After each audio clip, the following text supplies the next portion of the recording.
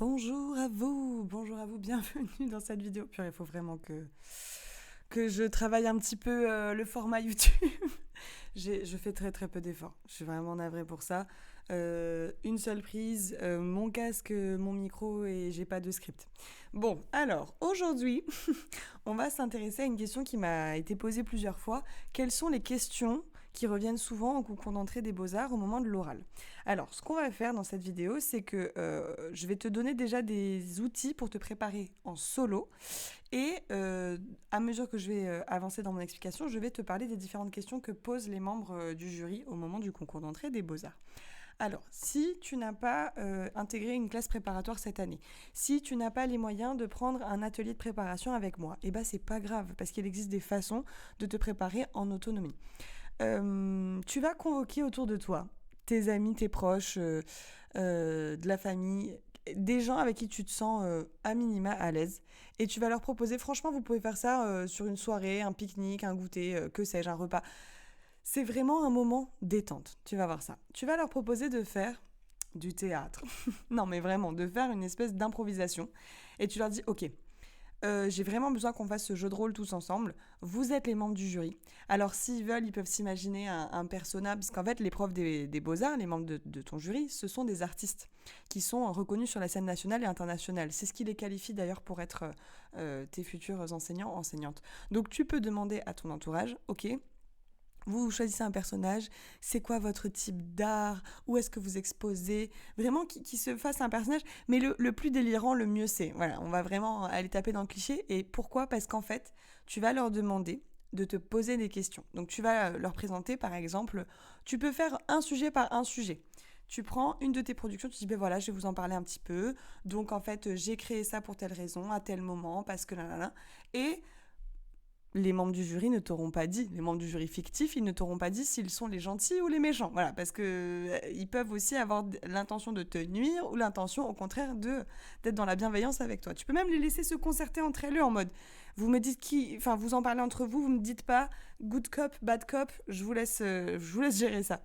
Et ensuite, ça va être le moment des questions. Et donc là, ils vont pouvoir en fait te poser les questions les plus farfelues possibles. Parce qu'il faut que tu sois prêt ou prête à toutes les éventualités. Ok? Il faut que peu importe la question posée par les membres du jury, tu sois là en mode, mais trop simple.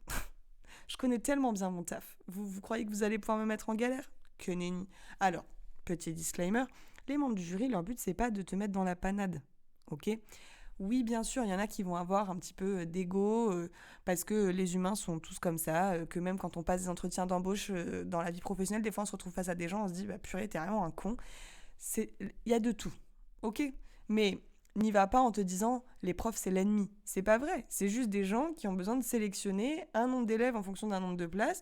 Il y a même des profs, certaines années, ils voient des profils, ils disent, purée, mais j'aurais tellement voulu bosser avec cette personne. Bah ouais, mais la note qu'on a mise fait que cet élève, il n'est pas dans la liste d'attente. C'est pas une science exacte. Il y a beaucoup de candidats-candidates, pas beaucoup de places. Garde ça à l'esprit. Donc ça, c'est un petit disclaimer à nouveau pour dire, n'oublie pas que si tu n'es pas sélectionné cette année, c'est probablement pour une question de place. Voilà, enfin, faut aussi se rendre à l'évidence. C'est peut-être aussi parce que ce n'est pas l'école qui sera adaptée pour ta production. Il y a des explications qui sont parfois beaucoup plus rationnelles, mais qui arrivent bien moins vite à ton esprit que je suis une merde. Non, ça peut pas être la seule et unique explication. Ok? Bon. Donc, tu as ton petit jury composé de farfelus, là, qui vont te poser des questions inattendues. Et c'est un jeu. Franchement, prends-le comme un jeu. Il n'y a pas d'enjeu. D'accord? Prends-le comme un jeu, il n'y a pas d'enjeu. Oh purée, il faut vraiment que je scripte mes vidéos. Voilà, donc ça, moi, c'est ce que je te recommande de faire. En mode, bon, les guys, en ce moment, je suis sur une partie très stressante de ma vie. Je prépare des concours d'entrée. Venez, on se fait un petit apéro, un petit pique-nique, un petit repas. On se fait une visio et vous vous prenez pour des artistes déjantés et vous me posez des questions trop zarbi. Alors, on en vient à la fameuse question. Quels sont les types de remarques ou d'interrogations ou de questions, tout simplement, qui seront amenées par les membres du jury? Attendez, je fais un peu d'ASMR tisane. Attendez, j'arrive. Ok, c'est trop chaud. Donc, je vais vous donner une liste non exhaustive du type de questions que peuvent poser les membres du jury. Alors, déjà, on va commencer vraiment au niveau zéro. Ils peuvent te poser des questions très littérales. D'accord, pourquoi vous avez utilisé ce matériel plutôt qu'un autre, ce matériau plutôt qu'un autre? Ok, pourquoi cette couleur? Pourquoi cette palette de couleurs? Ok, pourquoi tel et tel sujet? Là, vraiment, c'est le niveau zéro. C'est-à-dire, ils ont tes productions devant eux, tu viens d'en parler, et ils vont vraiment faire avec ce qu'ils ont sous le nez. Voilà. D'accord. Alors, des fois, ça peut être des questions. Ah ouais, du coup, vous utilisez plutôt telle marque de carnet? Ah d'accord. Vous connaissez celle-là? Non? Oui? Ok, très bien. Hyper trivial. Alors, ça paraît trivial, mais en réalité, ce sont des questions qui sont très importantes aussi. Parce que si tu peux pas répondre du tac au tac, bah oui, cette palette de couleurs, vraiment, elle résonne vachement chez moi. Je sais que ça résonne avec un univers, j'en sais rien, je vais dire une bêtise, mais en mode, ben moi, j'ai vu ce dessin animé là quand j'étais petit, et la palette de couleurs de ce film, elle me hante. C'est une réponse. Voilà. Pourquoi ce matériau plutôt qu'un autre? Alors, si tu dis, bah je sais pas, j'avais pas les moyens, bon, pas très séduisant, ok? Donc tu peux dire, bah écoutez, j'ai testé plusieurs supports et il s'avère que celui-là, c'était celui qui me permettait de produire le plus rapidement possible. C'est pas un mytho, hein? C'est que du langage.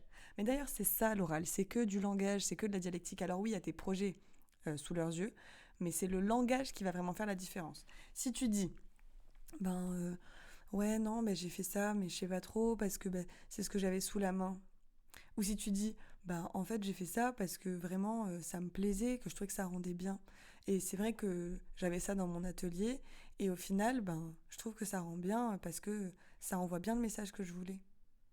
C'est que du langage. C'est que du langage. Je l'ai même dit sur le même ton monotone, mais ça n'envoie pas le même message. Tu l'as? Bon. Je l'ai peut-être dit dans une vidéo précédente, mais moi, l'exemple que j'aime bien donner, c'est si par exemple, tu es en retard à un rendez-vous et que tu dis à ton pote, putain, je trouve une merde, désolé, tu m'as attendu le diplôme, putain, je suis avec Casso, c'est désolé d'avoir. Voilà. Ça va juste saouler ton pote. Mais si tu lui dis, écoute, Master, t'es vraiment le boss final d'avoir toujours autant de patience pour m'attendre et je t'en remercie, ça n'envoie pas le même message. See what I mean? Alors, moi, j'ai un problème avec les lives. C'est que là, je viens de dire un truc avec lequel je suis pas à l'aise et j'ai besoin de me justifier. Il y a le mot cassos qui est sorti de ma bouche et je suis pas très à l'aise avec ça. Excusez-moi. Non, mais c'est les aléas du direct, ok? Ouais, il y a le mot cassos qui est sorti et être un cas social, c'est ni bien ni mal, c'est juste une réalité pour beaucoup de personnes. Bref, voilà, excusez-moi. Ce n'est pas une insulte. Je suis pas très à l'aise de l'avoir employé comme une insulte. Oui, la bien-pensante. J'en ai rien à foutre. Si j'ai envie d'être bien-pensante, je serai bien-pensante. Je suis désolée. Bon. Mais c'est ça, j'ai été emportée par le jeu. Enfin. Non, va vraiment falloir que je scripte et que je fasse du montage à l'avenir. Bon, donc, toujours aussi chaud. Tu vas pouvoir briefer tes potes pour qu'ils fassent des questions assez triviales, mais on va pouvoir monter en intensité. Il y a des membres du jury qui vont systématiquement demander quelles sont vos références et quels sont les derniers lieux culturels que vous avez visités. Bon, très sérieux. Alors, ça va bien se passer, ok? Tu prépares des concours d'entrée pour une école des beaux-arts. Les beaux-arts aujourd'hui, c'est l'art contemporain, ok? Ouais, oui, c'est pas sculpter le marbre, peinture à l'huile. En fait, ça, c'était à l'époque de ce qu'on appelle l'art classique. On n'a plus du tout les mêmes usages autour de l'art aujourd'hui. Donc, en fait, il faut absolument, je te le dis, hein, il faut absolument que tu te branches art contemporain parce que c'est ce que tu vas te baffrer pendant tout le reste de tes études. Donc, si là, en jetant un œil à des trucs d'art contemporain, tu te dis, c'est vraiment de la daube, ça m'intéresse pas du tout, sache que c'est le référentiel qui t'attend en école d'art. Il est jamais trop tard, soit pour changer d'avis, soit pour se dire, ok, ben on y va, puis on verra ce qu'on en fait. En tout cas, ce que je te recommande, c'est d'aller jeter un œil à la programmation du centre d'art contemporain de ta ville et de la ville où tu vas, j'allais dire exposer, un jour, et de la ville où tu vas étudier. Donc tu tapes Tourcoing, art contemporain. Tu tapes Toulouse, art contemporain. Tu tapes Blois, art contemporain. Tu tapes Lyon, art contemporain. Bon, vous avez compris? Ok. Alors, il va y avoir plusieurs choses qui vont sortir. Il y a des galeries qui vont sortir, mais nous, on veut des centres d'art ou des musées. Centres d'art ou musées. Ok? Certains lieux associatifs peuvent aussi présenter de l'art contemporain, mais nous, on veut les lieux institutionnels. Pourquoi? Parce que tes profs ont probablement exposé là-bas ou connaissent quelqu'un qui a exposé là-bas. Et c'est idiot, mais c'est un argument de confiance. Je vais te donner un exemple que j'ai peut-être déjà donné dans d'autres vidéos, mais c'est pas grave, on se répète ici, ok? On se répète. Moi, j'ai grandi dans une ville qui s'appelle Colomiers, qui est dans la périphérie toulousaine. J'ai passé plusieurs concours pour les prépas des Beaux-Arts en 2017. Et j'ai passé la prépa des Beaux-Arts de 7. Et pendant mon oral, un des membres du jury, qui est devenu un des enseignants avec qui je me suis le mieux entendue d'ailleurs, que je chéris dans mon cœur, me dit « Ah, tu viens de Colomiers ?» Donc là, je me dis comment il sait prononcer correctement le nom de ma ville. Et il me dit Ah, ben il y a la médiathèque à Colomiers. Bah oui, c'est un copain qui a fait l'architecture. Et c'est un centre d'art. Ils exposent de l'art contemporain. Il me semble. T'es allé voir leur dernière expo? Je savais pas que la médiathèque, elle exposait de l'art contemporain. Je me sentis un petit peu bête. Bon, ce sont des choses qui arrivent de se sentir bête. Tu vas peut-être te sentir bête à ton oral, c'est pas grave. Ça veut pas dire que tu serais pas pris ou pas prise. Hein? Je suis allée jusqu'au diplôme. Bon, ça va aller. Mais ça a été une belle leçon parce que je me dis, purée, mais en fait, ça me coûtait rien de vérifier ça avant de me pointer. Et en fait, un des profs, il était grave content en mode, bah ouais, il n'y a pas que le rugby à Colomiers, là. Et oui, tu me l'apprends. Voilà, donc c'est pas mal de savoir un petit peu ce qui se joue chez toi et là où tu te rends.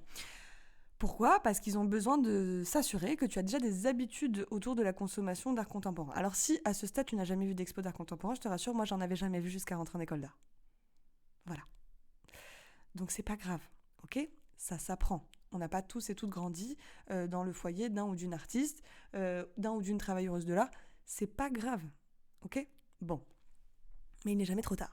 Donc tu peux déjà regarder, ok, qu'est-ce qui se fait en ce moment ? Quelles sont leurs archives ? Est-ce que tu vois visuellement des choses qui te plaisent, qui t'interpellent, ou il n'y a rien qui te dit trop ? C'est pas grave, tu continues à scroller. Ou alors, si vraiment tu te dis, mais quelle horreur ! Eh bien, si jamais ils te disent, t'es allé voir l'art contemporain récemment, tu peux dire, bah, écoutez, j'ai vu l'affiche de tel truc, j'avoue que ça m'a pas trop parlé, ça m'a questionné, je suis allée voir, et cet artiste, j'ai vu qu'il faisait ça, et au final, je découvre qu'il y a aussi des choses qui me touchent pas particulièrement. Ah bon, mais qu'est-ce qui vous touche ? C'est vrai que moi, j'apprécie plutôt... Vous voyez l'entrée ou pas ? Vous l'avez ou pas ? Bon. Donc, les références, tu peux te les faire là maintenant. Et comme j'expliquais à certaines élèves que j'avais en visio, oui, pour l'instant, j'ai plutôt eu des belettes. Hein. Enfin, tout le monde est une belette. Mais c'est vrai que j'ai eu pour l'instant que des L en entretien. Bon, bref, je m'étale, je suis pas là pour raconter ma vie, mais du coup, les dernières belettes que j'ai vues, qu'est-ce que je leur ai dit ? Moi, par exemple, il y a des œuvres que j'ai citées pendant mes études que j'ai jamais pu voir. Mais c'est pas grave. Notamment une carte blanche au Palais Tokyo en 2016, que j'aurais pas pu voir, parce qu'à l'époque, je savais même pas que j'allais partir en école d'art. Ok ? Donc, c'est pas grave. Puis en plus, c'est Tino Segal qui ne documente absolument pas ses projets, donc il n'existe aucune archive visuelle. Que du récit. Bon, mais c'est pas grave. Et là, l'année dernière, j'étais au travail dans un centre d'art où je bossais, il y a un type qui arrive et qui me dit « Ah oui, Tino Segal », je suis là « Vous avez vu la carte blanche de Tino Segal ?»« Oui, racontez-moi. Je l'ai pas vu, mais j'adore ce travail. » C'est ok. C'est ok. On a le droit d'avoir des rêves qu'on n'a pas vus en vrai. D'accord ? On peut pas tous aller au Guggenheim de que sais-je. Ok ? Bon. Donc, quels sont tes rêves ? Quels sont les lieux que tu as visités dernièrement, les lieux d'art ? Comment tu te renseignes sur l'art contemporain ? Donc, comment tu te renseignes sur l'art contemporain ? Eh ben, tu vas voir la programmation des lieux culturels. Okay. Et moi, je recommande toujours le format Atelier A de Arte, qui d'ailleurs, je crois, n'est disponible que jusqu'en 2027. Chagrin, tristesse, j'ai vu ça il n'y a pas longtemps. Mais c'est génial comme format. C'est immersion dans l'atelier d'artistes francophones reconnus sur la scène nationale et internationale. Mais bombardez, allez-y, allez voir ce qu'il y a là-dessus. C'est très bien fichu. Voilà, donc allez-y. J'ai pas de ref, mais c'est pas grave, regarde, tu prends une vidéo et puis si ça te parle ou si ça te parle pas, c'est déjà une ref. Hop, c'est un artiste dont t'as vu le travail. Et tu n'as pas besoin d'avoir une ref par projet, c'est pas possible. Enfin, c'est évidemment pas possible. C'est pas possible qu'à chaque production, il existe un artiste qui a fait la même chose, que tu connaisses parce que t'es... Enfin, normal, on a 2-3 refs, ok ? Et des fois, on n'a pas de ref et les membres du jury vont te les donner. Et c'est pas grave, tu dégaines ton petit stylo et tu notes. Voilà. Sérieux ? Non, mais c'est surtout, tu iras le voir plus tard, tout va bien. Des fois, les membres du jury te donnent des rêves pendant ton oral des beaux-arts. Et c'est pas éliminatoire, hein ? On n'est pas au permis. Je trouve pas le permis moi-même. Je le prépare en ce moment. Bon, on s'en fout. Moins chaud. Ok. Quels sont les autres genres de questions que les membres du jury peuvent te poser ? Ça peut être aussi des questions... auquel tu t'étais pas du tout préparé. Moi, j'avais préparé il y a quelques années une personne qui faisait du graffiti. Et je lui avais dit, graffiti... C'est pas trop la DA des beaux-arts, hein. Donc tu vas plutôt parler de peinture murale. Hein ? Que du langage, que du langage. Tu vas plutôt t'intéresser, tu vas plutôt leur exprimer ton rapport à l'échelle, hein, rapport à la grandeur, ok, à l'espace urbain. Que du langage, que du langage. Parce que si tu dis graffiti, normalement ça implique tout ça. Mais comme dans la dialectique, ça fait référence à un univers qui n'est pas en fait très valorisé par le lieu institutionnel, même si on commence à avoir quelques ouvertures sur le graffiti, je l'admets. Donc j'avais dit à cette personne, tu dis pas le mot graffiti. Pendant son oral, un des membres du jury, dans un carnet, capte, et il s'avère que ce membre du jury connaissait le travail les graphes de l'élève en question. Et donc là, il lui a posé des questions sur le graffiti, mais il y allait de but en blanc, en mode, ok, graffiti, nanana, la scène machin, et donc toi, nanana. Bah, l'élève s'était pas trop préparé à ça, parce que je lui avais dit, ils parleront pas de graffiti. Oh, hasard de dingue, ils l'ont fait. Pourquoi ? Parce qu'en fait, on connaît pas la personnalité des membres du jury en face de nous. On sait pas à quel point ça résonne chez eux ou pas. On sait pas que ce membre du jury, quand il était ado, peut-être il allait poser des petits guettas, voilà. Et qu'en fait, lui, il voit ça, il se dit, mais je connecte avec toi, j'aime bien tes prods dans la rue. C'est imprévisible. C'est imprévisible. C'est pour ça que je vous dis, faites-vous des soirées théâtre, en fait. Improvisez-vous des questions de Barjavel, là. Ok ? Attendez, il faut que je... Bon. Bon. Donc les questions, ça peut être autant du trivial que les références, que des choses que tu n'as pas anticipées. Et tout va bien se passer, puisqu'en fait, il te pose des questions sur toi. Alors c'est paradoxal ce que je viens de dire. Ça va bien se passer. Tu sais pourquoi ? Parce que tu connais les réponses. Voilà. Tout simplement. Et puis, ils en ont plein, hein, des élèves tous les ans qui font des syncopes, qui font des crises d'angoisse à l'oral. Ça arrive. Alors, c'est pas très confortable, hein, ni pour l'élève, ni pour eux, ni pour personne, mais ça arrive. Ils connaissent. C'est pas grave. Ok ? T'as le droit de stresser En fait, y a des gens qui sont bègues, voilà, et ils ont pas besoin d'être stressés pour être bègues, mais je veux dire, t'as le droit de bégayer, t'as le droit juste d'être stressé, t'as le droit d'hésiter, t'as le droit de dire, je vous ai dit ça, mais en fait, pas du tout, je sais pas pourquoi je vous ai dit ça. C'est pas grave. Ok ? Tout va bien. On rentre en première année. Bon. Quoi d'autre ? Quel serait le genre de question qu'on va pouvoir te poser ? Oui, pourquoi plutôt ce papier plutôt qu'un autre ? Pourquoi cette thématique ? Ah oui, alors un truc auquel je pense, parce que j'ai vu une élève il y a pas longtemps qui en fait présentait des réponses à des sujets. Alors j'ai fait ça pour telle école, j'ai fait ça pour telle école. C'est pas idéal. Pourquoi ? Parce qu'en fait, eux, ils ont besoin de savoir ce que tu produis en temps normal. Bien sûr, ils vont te donner des sujets l'année prochaine. Mais dès la deuxième année, tu auras de moins en moins de sujets. Et tu vas devoir amener un projet complètement personnel. Puisque la troisième année, l'année du DNA, du Diplôme national des arts, tu vas avoir un jury composé de travailleuses du monde de l'art contemporain qui vont arriver et te dire, en somme, t'es artiste, mais vas-y, on t'écoute. Voilà. Donc si tu n'es capable que de faire de la réponse à la commande, on va plutôt te dire, il faut que tu te diriges vers des arts appliqués, par exemple. Et c'est ni mal ni bien, mais c'est juste que c'est un autre espace. Alors qu'en fait, en réalité, toi, tu crées même sans la consigne. T'es content et contente de montrer que tu es capable de répondre à une consigne, mais ils t'ont déjà donné une épreuve pratique pour ça. D'accord ? Donc tu peux présenter des choses que t'as réalisées pour d'autres écoles, mais t'es pas obligé de leur signifier j'ai fait ça en réponse à une consigne. Parce que d'un point de vue de la dialectique, encore une fois, ça n'envoie pas exactement le bon message. Alors, si jamais dans un oral tu dis ça, c'est pas la fin du monde. Ok ? Y a rien qui est la fin du monde. Ok ? Sauf si t'insultes les membres du jury. Oui, ça, j'ai un pote à qui c'est arrivé, il était un peu fâché. Bon, il les a insultés. Bon, il n'a pas été pris. Bon. Voilà, là, il n'y avait pas de doute, quoi. Il s'est pas dit hâte de voir les résultats. Bon, bref, excusez-moi.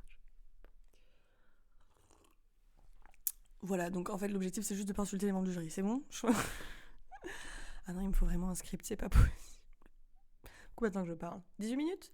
Alors en plus, j'ai un entretien qui commence dans 10 minutes en visio, donc je vais essayer de décourter cette vidéo. Globalement, ça n'existe pas, la liste des questions que vont te poser les profs des beaux-arts. Elle n'existe pas. Parce que ça va vraiment dépendre. Moi, par exemple, il y a un oral où la directrice de l'école m'a dit « Pourquoi est-ce que vous êtes habillée comme ça pour l'oral aujourd'hui ?» C'était un peu hardcore comme question. C'était pas du jugement, c'est qu'en fait, elle me posait des questions sur ma production, elle trouvait que je répondais pas comme il fallait, et donc elle s'est attaquée à un truc qui avait rien à voir. Elle m'a dit, mais là, par exemple, le choix de votre tenue, pourquoi ? Je lui ai dit, je prenais le train. Bon, c'était pour la prépa. À l'époque, j'étais pas encore bien préparée. Normalement, c'était eux qui devaient me préparer. Bon, bref. Donc, j'étais un peu du père face à ce genre de questions. Mais en fait, je pense que ce qu'elle voulait savoir, c'est quelle est l'histoire de ce manteau ? Pourquoi est-ce que tu le portes ? Qui te l'a donné ? Pourquoi est-ce que ça a de l'importance pour toi ? Ça, non mais enfin, j'insiste, ça peut être des questions vraiment très inattendues de ce type. Voilà. Encore une fois, les membres du jury sont là depuis ce matin. Il y en a peut-être, ils n'ont pas eu leur café. Et c'est long, ok. Je vais vous donner une allégorie. Quand j'ai passé le casting The Voice, oui, j'ai passé le casting The Voice. Est-ce que j'étais prise? Non. C'est pas grave, ça fait partie des petites anecdotes que j'ai dans mon arc à anecdotes. J'avais quel âge? J'avais 15 ans. J'avais 15 ans. Et à l'époque, il y avait La Reine des Neiges qui était sortie, Libérée, délivrée. Et donc, c'était dans un gros centre commercial et on faisait la queue, mais des kilomètres de queue. Vraiment, je vais pas vous mentir. Et en fait, les membres du jury du casting The Voice, donc c'était des petits box avec à chaque fois, je crois, 2-3 personnes. Ils étaient là depuis genre 8h du matin et ils allaient être là jusqu'à 22h et ils allaient se faire ça pendant 4 jours. Il n'y a pas plus aliénant, je pense, comme exercice. Et en fait, dans la file d'attente, le nombre de petites filles à qui, quand tu disais, toi, tu vas chanter quoi? Je vais chanter Libérée, délivrée. Et oui, c'était l'époque de La Reine des Neiges, voilà. Oui, donc j'avais 15 ans. Ah, mais même La Reine des Neiges, c'est sorti l'année dernière. Bon, bref. Mais en fait, moi, quand je suis arrivée devant les membres du jury, j'ai paniqué, j'ai chanté faux. Et ça arrive même au meilleur. Non, ça arrive pas au meilleur du coup, mais bon, c'est pas grave, j'avais 15 ans. Et j'étais face à un membre du jury tellement bienveillant qui, depuis la veille, se tapait des enfants de 5 ans qui étaient là, libérés, délivrés, off-key, tu vois. Et il a eu la gentillesse de me dire, rétrospectivement, c'était adorable ce qu'il m'a dit. Il m'a dit, tu as 15 ans? Ok. Prends des cours de chant pendant 1 an. Reviens quand tu as 16 ans, tu seras dans le The Voice adulte et tu seras beaucoup plus à l'aise au moment du casting. Bon, comment moi j'ai compris ça à l'époque? T'es une merde. Pas du tout, pas du tout. Ce bonhomme, ça faisait je sais pas combien de gamines qu'il entendait chanter Libéré, délivré. Il s'est dit, ah, là on a un projet qui est un peu différent. La personne n'est pas encore très à l'aise. À l'avenir, on va lui demander de passer devant des publics entiers, devant des stars reconnues. Peut-être qu'elle n'est pas prête. Voilà. Alors la réponse, en vérité, moi, elle a été violente pour moi. Mais ce que cette personne m'a dit, factuellement, il n'y avait pas de vice ou de méchanceté. Et en plus, cette personne a gardé quand même, je trouve, assez de bienveillance pour me donner cette réponse-là. Comment est-ce que je vais te transposer ça par rapport au concours d'entrée des Beaux-Arts? C'est que, en même temps que toi, beaucoup d'autres gens vont passer ce concours sans être vraiment au bon endroit. C'est-à-dire qu'il y a des gens dont le portfolio montre déjà qu'elles devraient s'orienter plutôt vers de l'illustration, des jeux vidéo, des écoles de jeux vidéo, peut-être même de la joaillerie. Voilà, d'autres formations parce que ça peut arriver. En fait, la personne, elle ne connaît pas encore bien toutes les écoles disponibles et elle va se présenter aux Beaux-Arts, alors qu'en fait, aux Beaux-Arts, on va lui répondre, bah, ici, on est plutôt axé art contemporain et design. Et si on ne décèle pas dans ton projet des choses qui résonnent avec nos écoles, bah, on va pas pouvoir t'accompagner correctement. Mais malheureusement, comme il n'y a pas assez de communication faite en amont sur la réalité des écoles d'art, il y a vraiment, franchement, il y a tellement peu de contenu en ligne sur le sujet. Bref. Bah, c'est normal que des personnes se pointent sans savoir qu'elles ne sont pas au bon endroit. Il y a aussi des gens qui ont déjà une pratique d'artiste et qui essayent de rentrer en première année. Des gens qui ont déjà exposé et où les profs sont là, mais non, toi t'es un collègue de boulot, t'es pas un élève. Bah, bon. Donc il y a même des gens, c'est une folie ce que je veux dire, mais il y a même des gens qui sont trop qualifiés pour être là. Bon. Et en plus de ça, il y a des gens qui, effectivement, les profs vont se dire « Ah purée, encore un peu de maturation et cette personne sera prête pour une première année. » Mais la réponse, et moi j'ai vu des gens sortir d'entretien à qui on avait dit « Fais une prépa, reviens dans 1 an. » Mais la violence du truc. Bon, je termine sur cette anecdote. Pourquoi? Parce que tu ne peux pas, au préalable, connaître les questions des membres du jury. C'est le principe d'un examen. C'est que si on connaissait déjà les questions, hein, ça n'aurait pas de sens. Donc en fait, les profs elles-mêmes, ils n'ont pas des questions types, tu vois. S'ils disent à un élève, c'est ça les questions, et quand l'élève sort, il dit à tous les autres, c'est ça les questions, l'entretien, il sera falsifié, il sera biaisé, ce ne sera pas du tout la même approche, la même conversation. Donc en fait, tu ne peux pas au préalable connaître les questions des membres du jury. Soit ce seront des questions triviales, soit ce sont des questions de référence, soit ce seront des questions un peu plus intimes ou plus larges sur ton rapport à l'art ou à la création. Et en fait, ça dépend de tes productions. C'est pour ça que tu vas convoquer tes potes, ton entourage, pour qu'elles te posent des questions sur ton travail ou que tu vas prendre rendez-vous avec moi, comme Ainoa que je vais rejoindre dans 2 minutes, pour qu'on ait un échange sur ton travail spécifiquement. Mais tu peux aussi le faire avec ton entourage si tu n'as pas les moyens de payer un atelier. Je comprends. Donc, je fais du contenu gratuit, j'essaye d'en faire autant que possible pour aider les gens qui n'ont vraiment pas les moyens. Et tu as un entourage. Ou même, genre, franchement, je vais te dire une folie, mais si tu me dis non, j'ai pas d'entourage, eh ben tu vas à la bibliothèque, hein, tu vas voir ta bibliothécaire préférée et tu lui dis Janine, est-ce que tu peux m'accorder 5 minutes? Voilà. Ok? Ça va aller? Ça va aller? Bon. 59? Ouais, faut vraiment que j'y aille. Mm. J'espère que ce blabla avec plein d'écueils t'aura éclairé sur ce concours qui t'attend. Ok? Ça va aller. Tu vas y arriver, tu vas le passer cet entretien. Et si tu n'es pas pris, pas prise, je sais que ça paraît pas comme ça, mais ce n'est pas la fin. Ok? Bon, allez, je t'embrasse. Prends soin de toi.